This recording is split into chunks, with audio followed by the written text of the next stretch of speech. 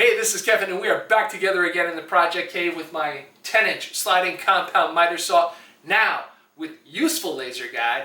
In a previous video, I showed you how to move the laser from the right side of the blade to the left. I got it all dialed in, fine-tuned. It's beautiful. I'll leave a link below. Check out the video. Another problem I run into sometimes, though, is when I make a cut, the backside of the workpiece is not properly supported, so the saw blade grabs the fibers of the wood and causes tear out on the back side. So today we're going to make an auxiliary fence with some scrap lumber that I have.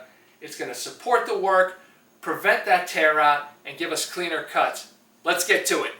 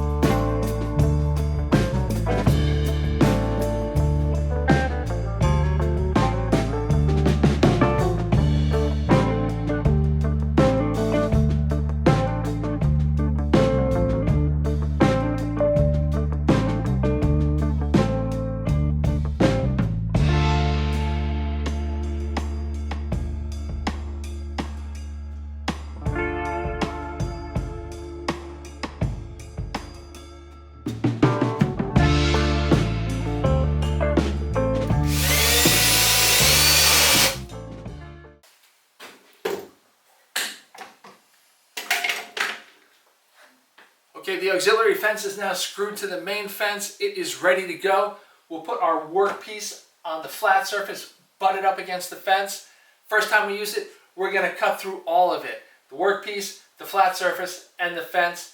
It'll act like a zero clearance insert. It's going to properly support your workpiece, preventing the saw blade from grabbing the fibers and tearing them out on the back side. Any of the tear out is going to happen on the fence.